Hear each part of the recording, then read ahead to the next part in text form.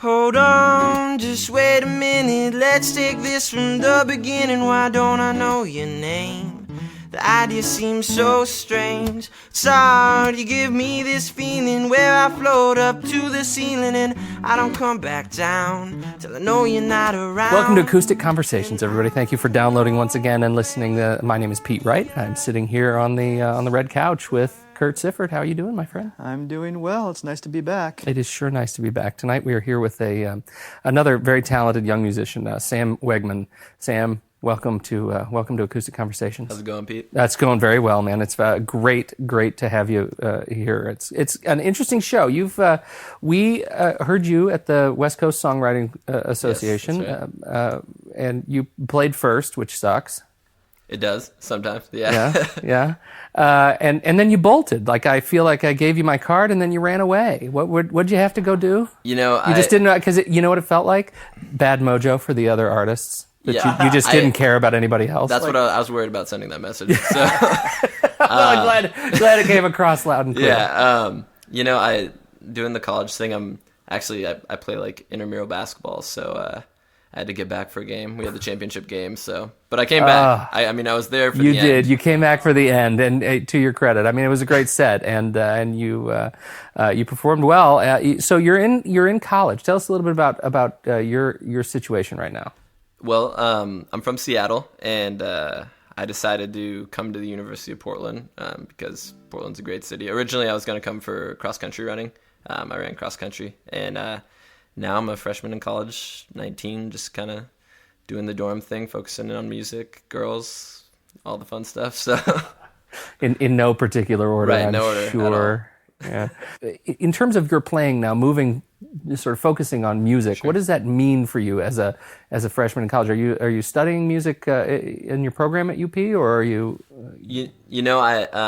I took an introduction to piano class. I have an interest in doing a music minor, but I took an introduction to piano class the first semester, and now I'm in private guitar lessons with a guy named Jeff Ashton.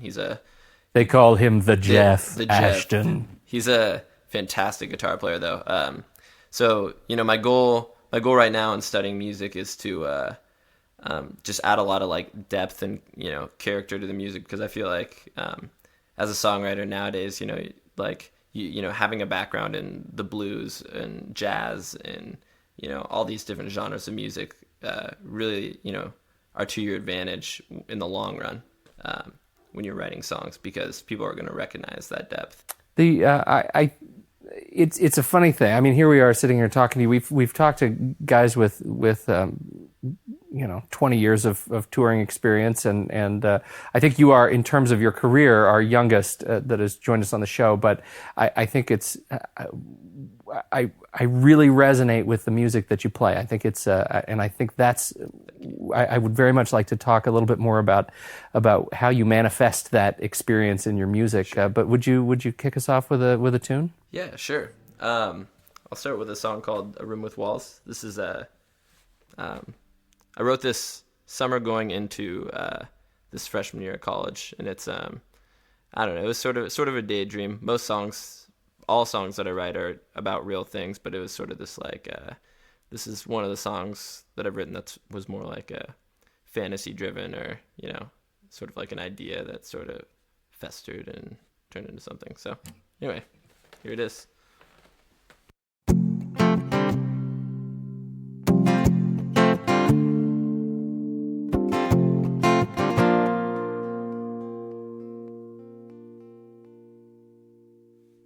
Stop, I want you right there. Let down your hair so that I can see your face as if it were framed. And if that's all I see, I really don't care, 'cause that's all I need. Since I've been waking up with a bottle of rum down my throat, with no recollection of the past night's coarse rejections. So I'm out on a whim. I'm not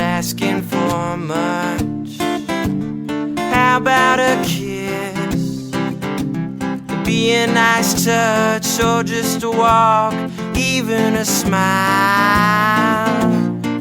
So be it if for my desperate action I just need something to happen.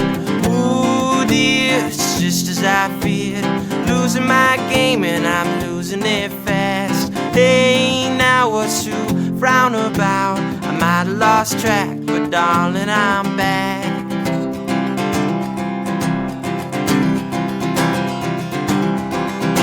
Come here, I want you close, so that you can know. Though I may lack in looks, my charm's on the books, and I'm certainly sharp.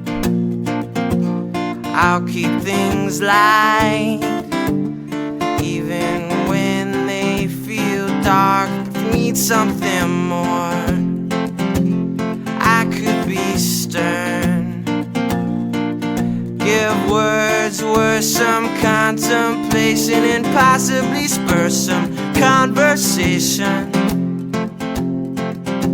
So give me a shot, I think you might find you like me a lot, that I'm just right. I come unattached, no so relaxed. Feel no pressure in these situations, and I'm all about communication. Ooh dear, it's not like I feared. The game's coming back and it's coming back fast. Hey, now what's to frown about? I might have lost track, but darling, I'm back.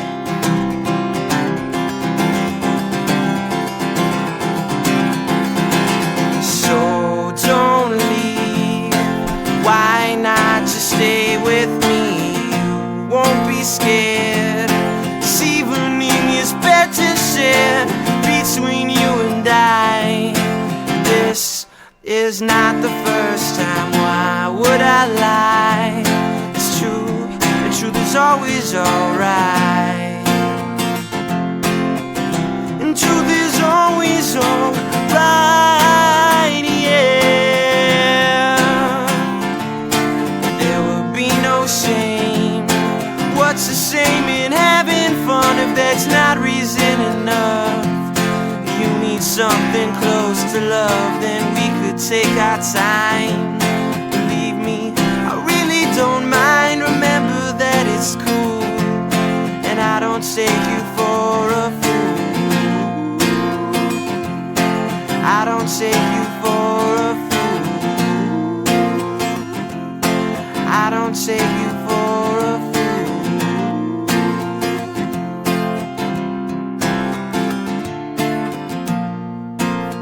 No, no, no, no fool.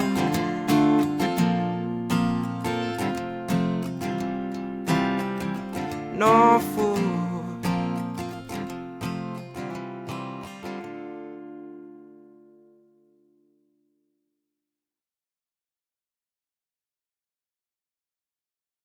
That's a great tune, and I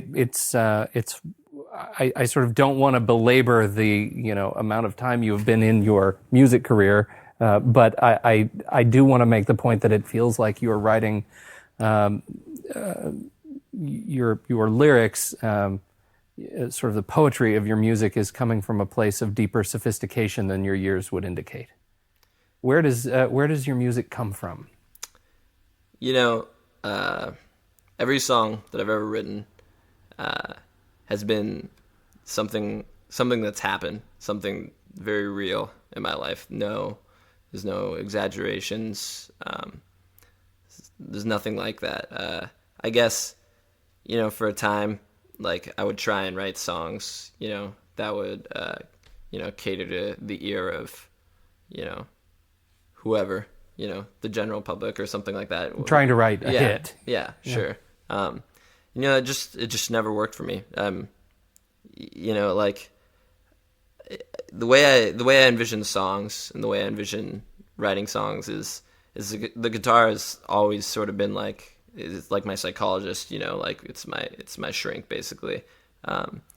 So when I write a song that's like, you know, not to get too out there or anything, but it's kind of like it's taking that thing that happened, whether it was a sad thing or a happy thing that's, maybe no longer in existence or just, coming to fruition, like, and putting it in a jar and being able to look at it and say, oh, that's a nice thing. And then, when I play the song, whether it's, sitting in my dorm room or on stage or something, it's like, I guess it's a chance for me to take that out and feel that feeling, whatever it was, again, whether it's for, just like 2.5 minutes or 5 minutes, and then I can put it back in and I can be okay. So, it's an interesting thing. It's something that I think we've talked about before too, Kurt, which is this idea of the balance of writing songs that end up being intensely personal to you as a songwriter, but being able to do it in such a way that is universally appealing, so that it feels personal to the listener too. Yeah, my own self as a songwriter, I found that difficult. Like some of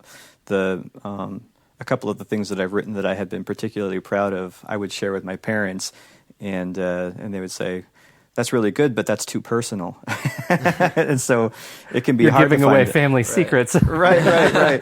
It could be hard to find that balance. I mean, have you written songs that you felt like, maybe even cut a little too close to the bone for you, that like made you feel uncomfortable? Yeah. I have a few songs that they're difficult to play sometimes because you don't you really don't want to feel, necessarily if it's a sad song, you don't want to feel, who likes to feel sad. Right, so, right. Mm-hmm. Yeah, definitely. Especially in the last, 6 months or so. Mm-hmm. But I figure that, if people are really going to appreciate your music, then, they're going to appreciate you getting personal and being honest, because, I think that's important. And, I know what that's like, you show a song to your parents and, they give their opinion and, but I show all my songs to my mom and my dad and my 2 older sisters. And, like I've always, they've always sort of like, promoted that in me and, make, be yourself, Right, like yeah. play what you're supposed to play. And they just really appreciate that. Now, you just mentioned, like, especially over the last 6 months, let's kind of zoom out from that a little bit, like growing as a songwriter, the different sorts of songs that you find yourself writing over time as opposed to what you've written in the past. Like how do you feel that you have been growing recently as a songwriter? I'd say since, I've begun college and maybe over the summer is, this has been a lot of stuff just started happening. I was never, in high school, I was never the guy with the guitar who played songs. I had friends who did that, and, a lot of people didn't even know that I wrote songs. And then I'd say junior year of I played my high school talent show, as meager as that sounds. It was, like a big deal for me. And that was sort of the start of something, but still never, quite to the level of, my good friend Spencer, who has a band up in Seattle. But Might as well give him a plug. What's his band? Spencer Gall Band. You guys should take a listen. All right. Check it out on MySpace. Great band. So, but anyway, and then I guess. Well, it's kind of a broader question, right? I mean, it's this question of how does your personal voice change over time, right? Like how do you find you are growing into your music? I look at it as like, a puppy growing into his paws, it's like there's always a puppy with giant paws and these big ears, Mm-hmm. How do you grow into these features of, you say you're writing through high school, which is a fairly clumsy time for people to be, being creative. Right. It was almost forced, lately it's been, more from a technical standpoint, getting, involved in like, more like jazz and blues oriented stuff and trying to, develop a background, because I was never someone who played piano or anything like that as a young kid. I've played guitar since I was probably 12 or 13, but anytime I try and force it, it's just absolutely like horrendous. So, How many songs have you written? 15, Yeah. some maybe more. Mm-hmm. There's a lot of songs that I just don't play anymore. Yeah. That are sort of like off in the distance. So maybe more, but I'd say 15. 15. Yeah. And how many songs do you usually have like in progress at any particular time? In terms of being written. Yeah, being written. Right. Okay. Generally, I'll have one, maybe two parts in a period of time, and then like a few smaller parts that never really develop into anything. But right now has been probably the most, the most like interesting musical experience, because there's probably 8 or 9 like different guitar parts that are like way more challenging for me than things I've done before, that I'm really excited about, and that I don't want to let any of them go. So I'm really trying to How do you find yourself you sort of find yourself struggling to lock down these parts into songs, right? How do you shoehorn them into a shape? Well, you get a feel for what the song's about, because the guitar is going to say it all. If keys. So that's how it works. The guitar starts the song for you. You don't start with the lyric, or you fill in the blanks the other way. Yeah, it does. It goes both ways. I'll be fooling around on the guitar, and something will come up, and I'll be like, "Huh, that's kind of interesting." But no real words. Maybe just sort of mess around with something. But then, like I said, something happens. Like I meet someone new, or something bad happens, something awesome happens, and then you just sort of you run with it, or I run with it. So that's kind of how I try and develop the songs, as best I can. Right now there's just like I feel like that sounds sort of pompous to say, but there's like a lot of parts that I really want to happen, so I'm trying to figure out how I'm gonna make that happen, by staying, by keeping my standard of like, being honest in the songwriting, because I can't like make stuff up, some people can, I just can't do it. So by making stuff up, you mean like pretending that you like that something happened to you that didn't happen? Yeah. There's song girls, and then there's real girls. Like, so right. So what you're saying is the you don't write about song girls? No song girls. They don't. What do the real girls think about your music? Oof. That you've written about them? Well, they don't say anything because you don't talk to them anymore? Is that where you're going? No, not necessarily. Some of them, they appreciate it. It's depends on the song, I guess. If it's bad or awesome. Right. Yeah. And I guess I've only had to explain to probably one of them, one of my like muses, quote unquote, what was going on. And, I told her the same thing I told you guys, how, it's like I'm putting it in a jar and I can take it out. And, she understood, and, it was cool. So that's a gift. It's a gift to have a song written about you. Yeah, it is. So why don't you do another one for us? Okay, cool. Well, this one is something kind of special. It's sort of a surprise for my friends when they listen to this. I have this is a song called Gale, and it's an old song, probably one of the first songs I've ever written. It was like a 3-chord song. It started as a song where it was just the ending. It was like the outro, and I tried to I showed it to two of my friends, and like, dude, the song sucks, but the end is good. So I was like, all right, well, I'll just do that. So it's a story song, but it's a song.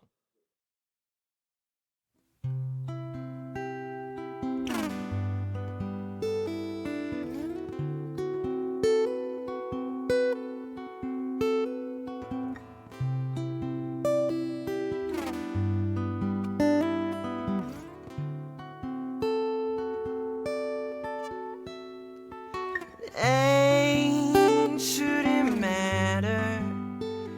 You can fall in love when you are young. There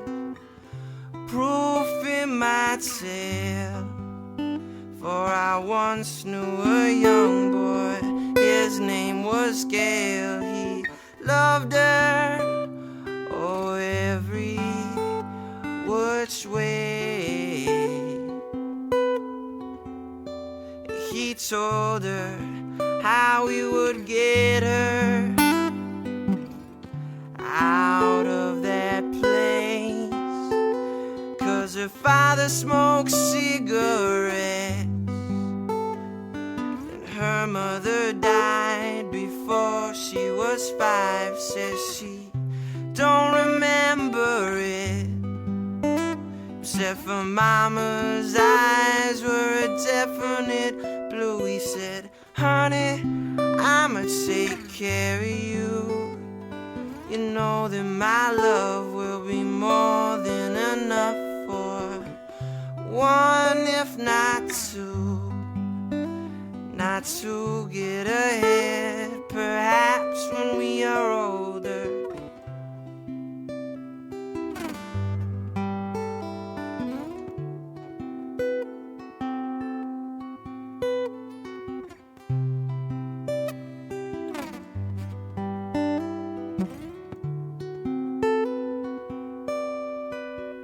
So she left her father and moved in with Gail and his mother, and that's where it ends or begins, I suppose.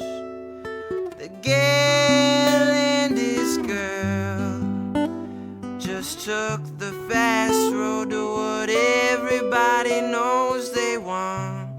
And that's love. Not cars, not money, just trust. That's love. That's love. That's love. Love.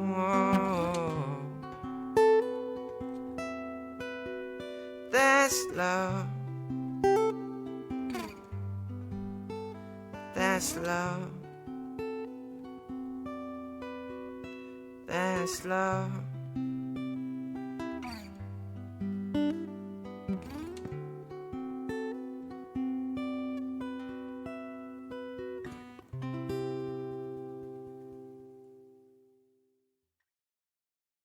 That's a great tune. Thanks. It was one of the first songs you wrote, huh? Yeah, it was. But it, you know, the idea is that it was never like that. It was never finger picked or anything. It was just this real clunky like. Yeah, play a little bit of that. Yeah. You know, so decided to pretty it up a little bit. But no. Well, it's bringing it out of mothballs. It's sort of a new light. It's a different song. Yeah, I was gonna say. I mean, like as far as 3-chord songs, I don't think I've ever heard a 3-chord song that is that complex and original sounding. It's just like you think 3-chord songs, you think just of like 3 major chords just being strummed, and that Right. had a really That was cool really well ghostly done. feel to it. Yeah. Thank you. Yeah. So you play your Martin. Yes. It's a lovely guitar. Thank you. You told me just a second ago while we were taking a break that you're going to get an electric guitar. I want an electric guitar. Yes. Why do you want an electric guitar? I think it can do a lot for your sound. It can expand the sound. The goal with the full length album coming up is to be full band. I've already got a bassist, pianist, drummer, horn players, and all that lined up. So, obviously, I don't think I'll be able to have an electric guitar by the time I start recording the album. But I think in the future that would be, a really nice thing to have. It just sort of opens up a whole new, set of opportunities in terms of what you can play and the kind of sound you can get. And I'd just be interested because I had a crummy electric guitar when I was younger, and I, sold it and saved up my money and, bought this thing. So this has been my one guitar for the past 5 years, 6 years. It's funny. Do you feel like going electric is a maturing? if you're a good guitar player, you should be able to play both, and that people like the electric guitar, and I like the electric guitar, but I don't really know what to do with it yet. So I'd say it's just another direction to go in music, and as long as I keep writing songs, I would hope that the rest would follow. So Why don't you play another song for us? okay, cool. So this next one is a Wood Brothers cover called "That's What Angels Can Do," and the reason I picked this is it's very simple, and I feel like simple songs are sort of what I'm about in a lot of ways. It reminds me that as technical as things can get, this is a simple song and it's still very, very nice. So that's what angels can do.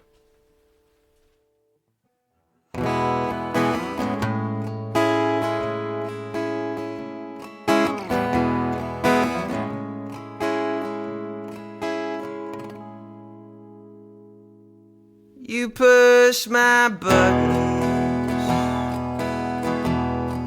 started me knowing things I already knew. How did you understand with the palm of your hand?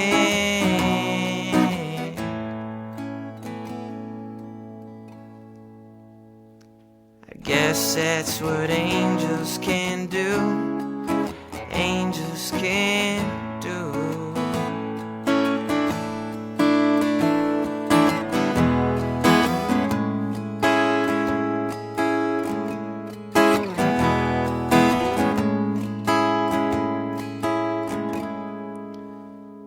You held my burden, rested my bones in your arms, sweet and true.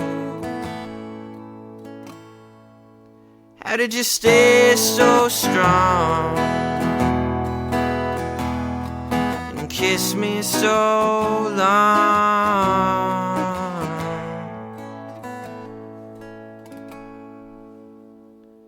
I guess that's what angels can do. Well, I guess that's what angels can do.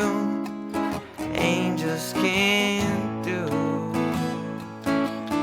That's what angels can do.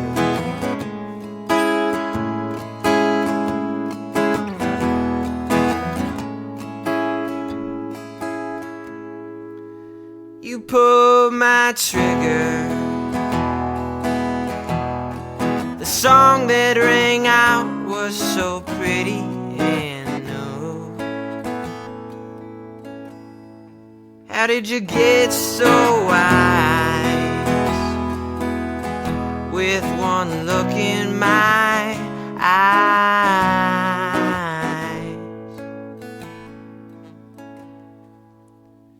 Well, I guess that's what angels can do. I guess that's what angels can do. I guess that's what angels can do. Angels can do. That's what angels can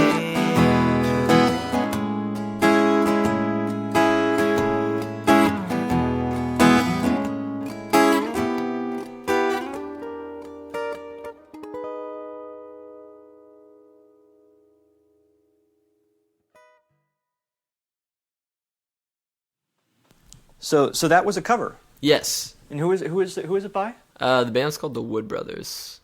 They're a duo, just a stand-up bassist and a guitar player and singer, and they're actual brothers. So, yeah, That's very nice. Is that kind of how it is that sort of how they do it, or is it did you differentize it? I was gonna do a cover that was different, but this is pretty similar. I guess why I chose it is like I said, it's real simple. Yeah. And whenever I'm struggling with a song or anything like that, just I'll revert back to a song like this, and I'll play a cover, and I'll be like, oh yeah, you don't have to, you don't have to make it hard on yourself. So Right. Is that something that you struggle with? Like, do you get fascinated with technical riffs and lately, yeah. And so sometimes it's nice to play that and just sort of chill out a little bit. yeah. But I also on the other hand, I think it's important to get more technical in your music. If you should so choose, because sometimes it's more interesting. Mm-hmm. Yeah. So I think it's interesting to think about where letting yourself as a growing technician with the instrument to figure out where that takes you. Mm-hmm. Does it change the sort of timbre of your voice as a poet?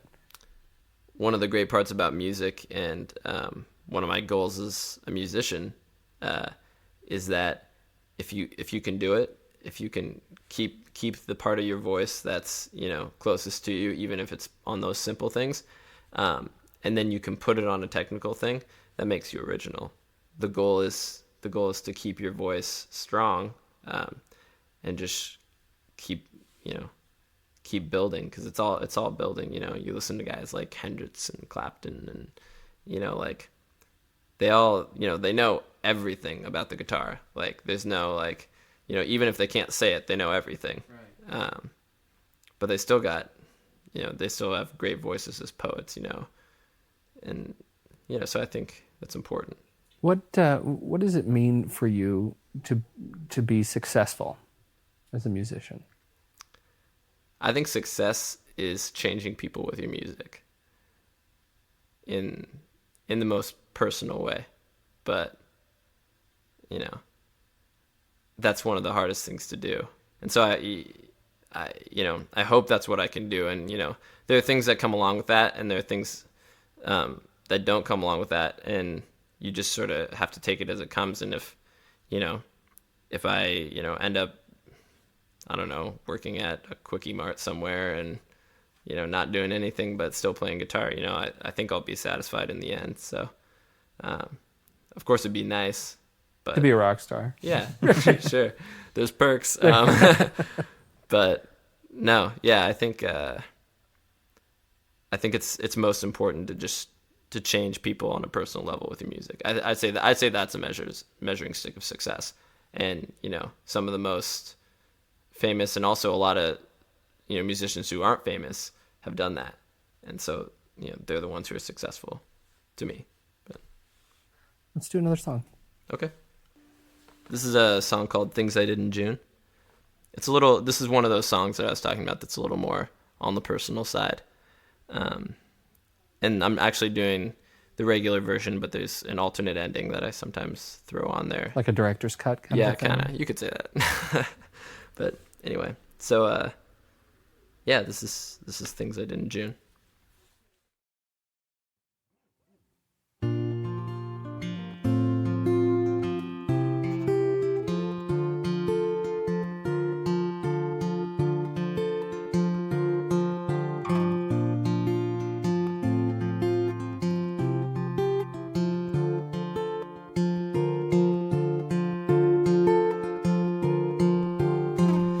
Was a time when wooden strings healed everything.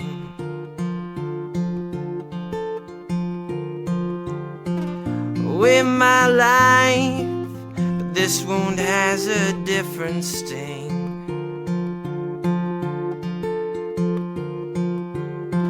Too wide and too deep for melodies to stitch the seam. Line this broken man, quell my soul if you can.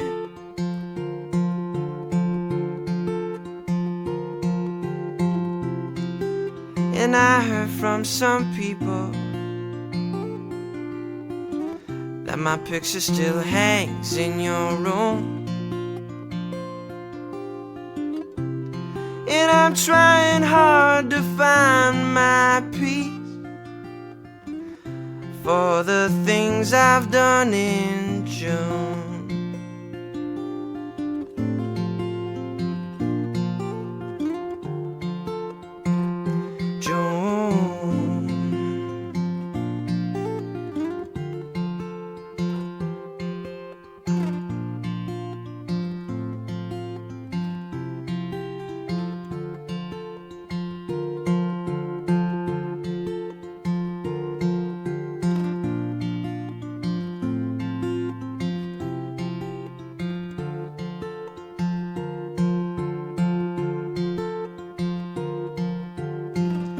was a place where we walked a line so fine. In such a delicate way, you shook the fear right from my eyes. No desire that could measure the pleasure points we reached.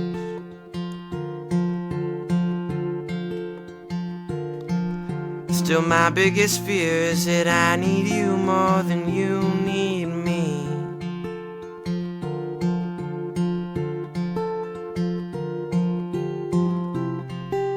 And I heard from some people that our picture still hangs in your room. And I'm trying hard to find my peace for the way I treated you.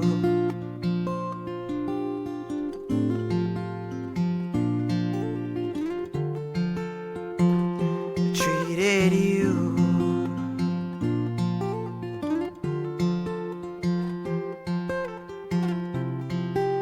And I heard from some people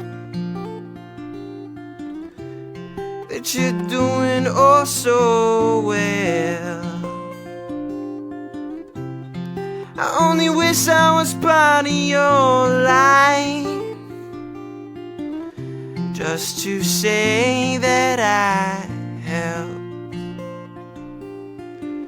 So when will it change all of this pain?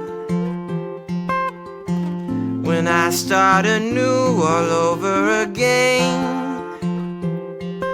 And yeah, I want you, but I am so afraid. What would I say? What could I say? So I'm taking their advice, and I'm going to speak my mind. I'm going to speak my mind. I'm going to speak my mind.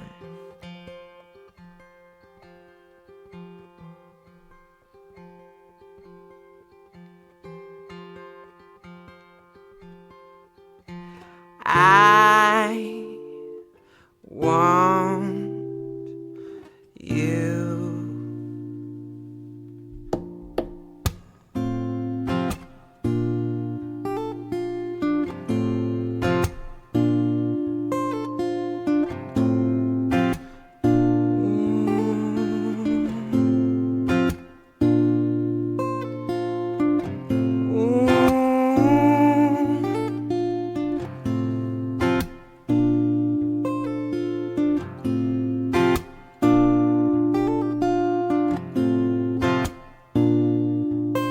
Come on and dance with me. No, I'm not afraid. I'm a different man now. I am weathered like a rooftop in December. I am weathered.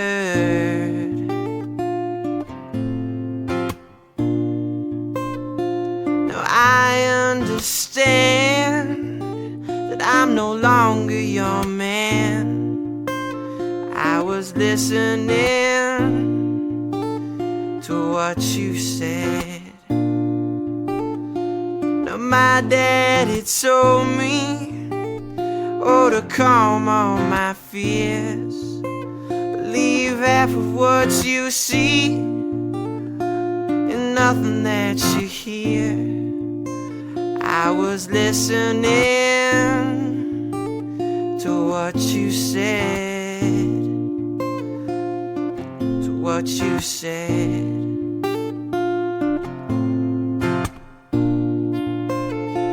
Now I want your body, and I want your soul.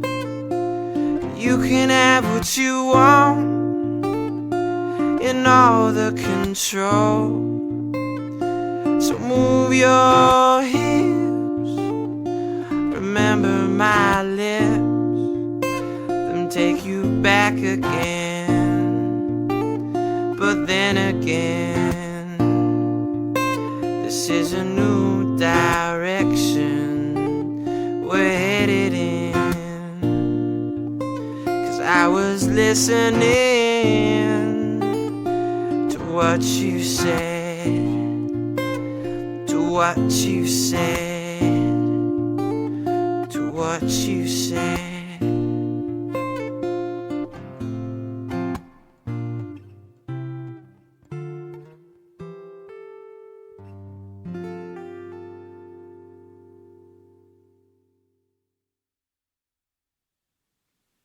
Yep. So. That's very nice. Yeah, it's sort of an emotional pylon. Yeah, that song. it is. Yeah, it's kind of heavy. Yeah, a little bit. There are some really incisive lyrics in that tune. I heard from some people that my picture still hangs on your wall. Is that how it goes? Hangs in your room. Hangs in your room. That's such a beautiful image. Yeah, and it's it happened.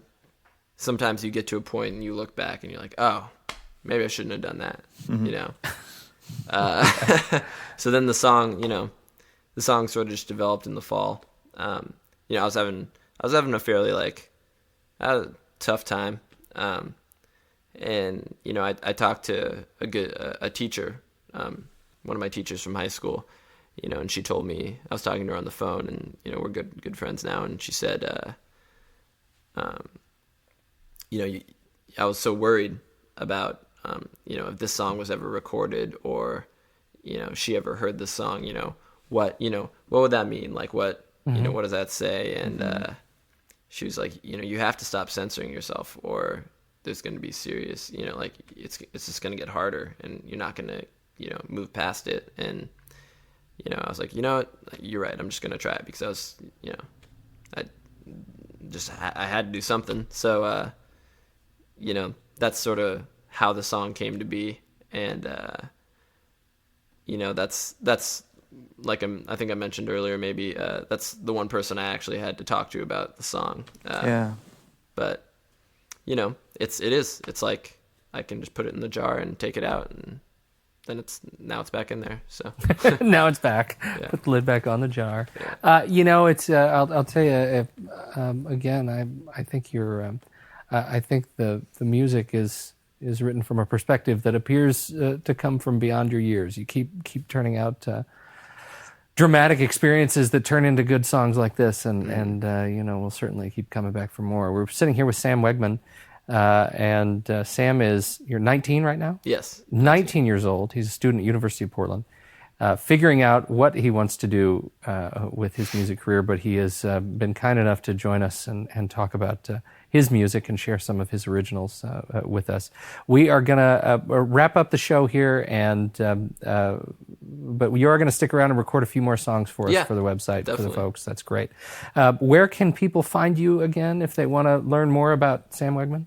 You can find me on MySpace, myspace.com/Wegman Sam. That's WEGMAN and then Sam.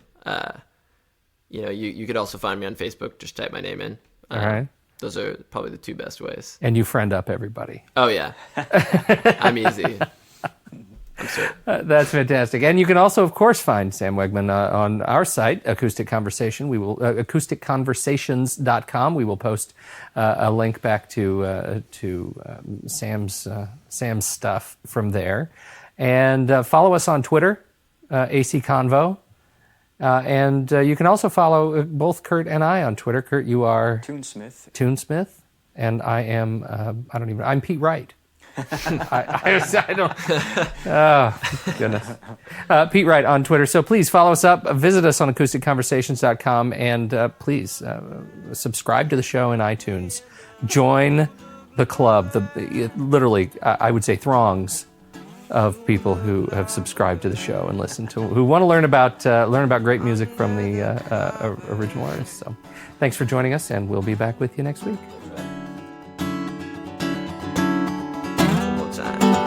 I'm an explorer of sheets and covers. Yours are some uncharted that I want to discover. So come a little closer and we'll dive under the bed frame land of new look lovers. New look lovers.